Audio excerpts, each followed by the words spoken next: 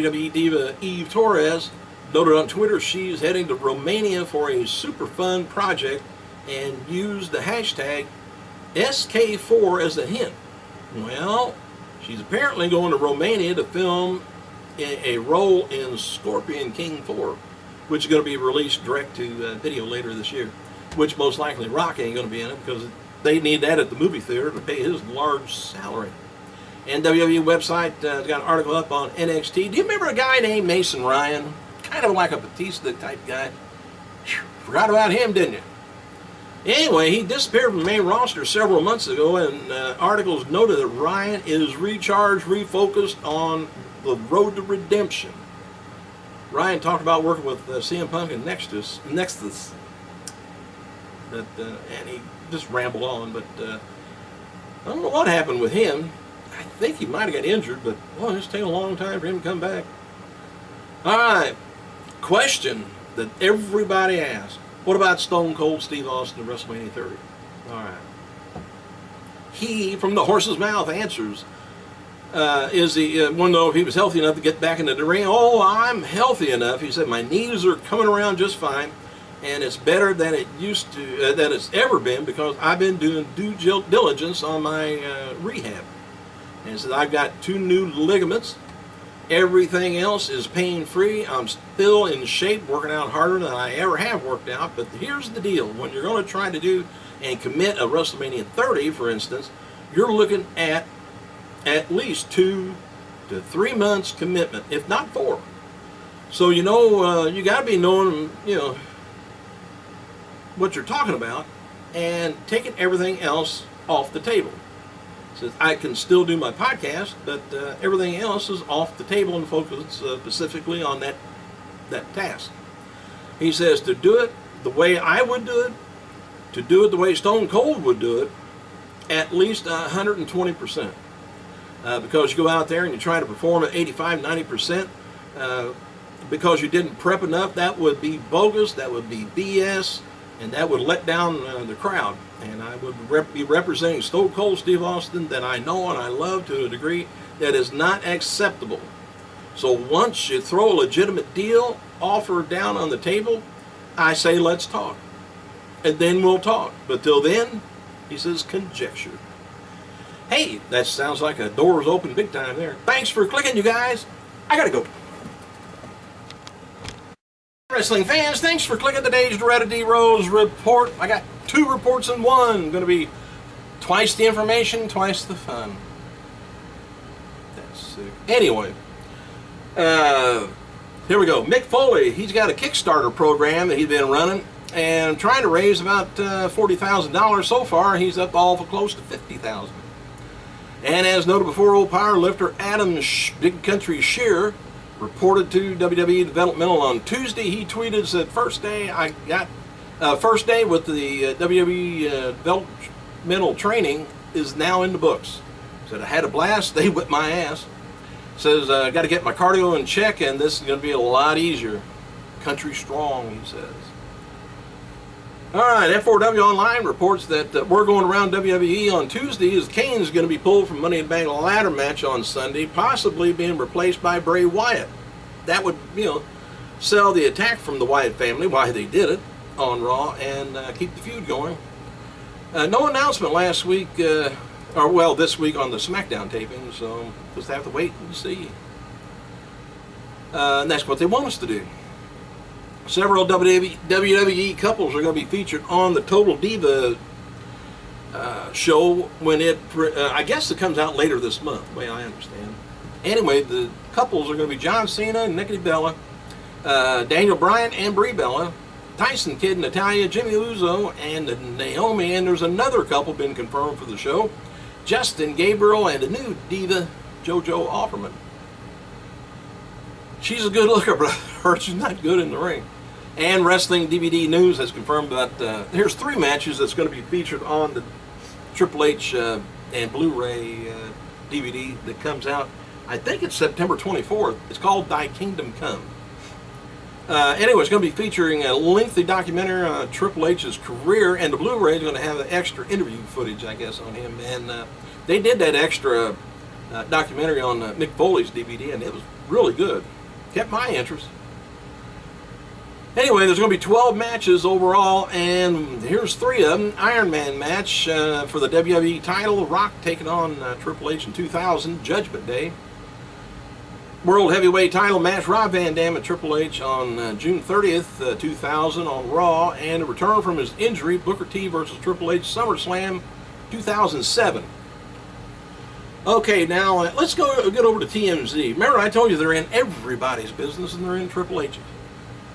TMZ reported that Randy Orton had gotten divorced from his wife, Samantha. And they were married back in 2007, but separated in 2012. A divorce order was just signed last month.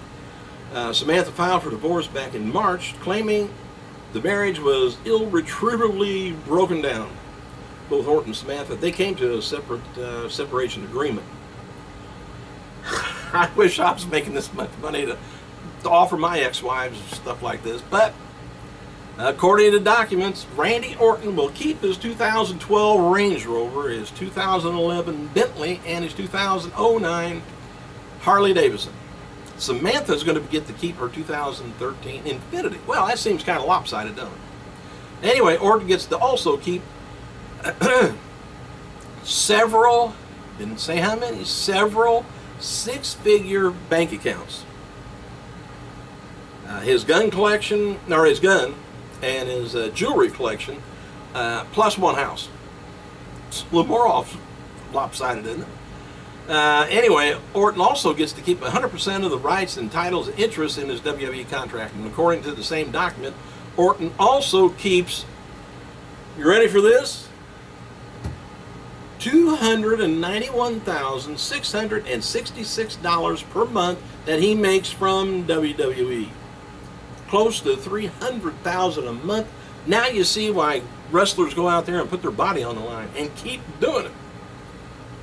Ooh, even though that affects them the rest of their life, the results of it, but boy, it's nice, well, as long as you can keep going. Anyway, Samantha, now she gets to keep a bank account worth $654,000, 1 house, and her jewelry collection, which includes a $99,000 engagement ring, wedding ring. Samantha also receives sole and legal custody of their daughter, but Orton will get visitation rights. And Orton agrees to pay $4,500 a month in child support. Daddy, what about me? We should have made $4,500 a month. All right, Matt Morgan tweeted about his release from TNA. Yep, he's gone. She said, I'd like to truly thank TNA for my awesome experience there, along with granting me my release. This is the best for my career and family. TNA issues a statement on Matt Morgan's departure. They say TNA or Impact Wrestling has released Matt Morgan and thank him for all his contributions and wishes him the best of success in his future and say endeavors. All right, it's speculated, by the way, this is some new stuff here, about Nikki Bella being injured. Well, anyway, word is now she's suffering from a stress fracture on her shin, which the injury took place, I think, back in late June, which I remember her being helped out of the ring. And can't remember what it was, but they carried her out of the ring on one show. Seemed like it was like a Raw or something. And as noted before about the McMahon family, they're going to be playing a key role in the WrestleMania 30 main event next year. And now, as of now, the main event looks like it's going to be one of those deals where winner gets control of WWE. And didn't they do that before? They whore out WWE to this person. Didn't they do that with Bischoff and I don't know, well, it was Trump? It seemed like they auctioned it off before, but whoever wins the match. All right. Vince McMahon, though, reportedly won't be wrestling, but will have the surrogate superstar there, though, representing the company, and him. Triple H is likely going to be wrestling, and right now the plans is for Stephanie McMahon to be featured in storylines through SummerSlam, but her presence will be kind of toned down after SummerSlam to focus on the Vince versus Triple H deal. I think I may know who will be the perfect surrogate wrestler for Vince. Stone Cold Steve Austin. We'll see. Just pull that out of the hat. Can't wear a hat anyway, my head's too big. Anyway, WWE officials are getting close to picking a location for 2015 and 16 WrestleMania events. One of the front runners is Levi's Stadium, Santa Clara, California, which opens to the San Francisco 49ers in 2014 and hosts the Super Bowl in 2016. And if the Levi's Stadium is picked, the Hall of Fame and Raw is probably going to be at the HP Pavilion in San Jose, California. And there's also a major northeastern location in the running. Usos versus Rollins and Reigns for the tag titles was moved from, to the Money in Bank pay-per-view down now to the pre-show because of time constraints. Because since ladder matches that night usually goes so long, and people are kind of upset about the Shield being put on a pre-show. And at one point, a Christian versus Dean Ambrose for the WWE title match was scheduled for July 15th Raw in Brooklyn. May now be changed in the past week or so. They didn't even touch on the Ambrose versus Christian storyline this past week on Raw, and I think it's terrible. They brought back Christian and they just kind of left him flounder around now and get beat whenever he can. According to several sources in Orlando, WWE is looking at opening a restaurant at Universal Studios alongside the Physical Plan Hall of Fame.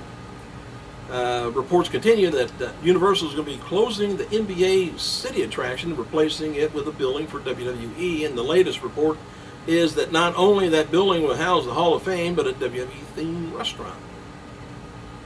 And that location is about 500 feet from the soundstage that TNA always did their Impact Zone from. And there's talk once again of Layla turning heel on Caitlyn.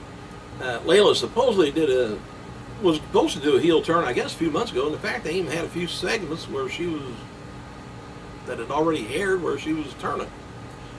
Now, if you guys are into the stock market, maybe you understand this. Stephanie McMahon recently sold about 55,000 shares of her stock in WWE for $601,000. As noted, though, she sold another 280,000 in May and June, but also purchased 420,000 on May 15th. Figure that. And tonight's NXT taping down at Full Sail University of Winter Park, Florida. Ziggler, Lee, and Langston supposed to be there. And before the tapings at 2:30, WWE is going to be having a media day and a big grand opening of the Performance Center. Internally, WWE officials are pleased with the center and very high on what it means to developmental new talent. Former diva Eve Torres noted on Twitter that she's off to Romania for a super fun project and used the hashtag SK4 as a hint. Well, maybe she's got a small role in Scorpion King 4 that's going to be released later direct to video this year. Might be.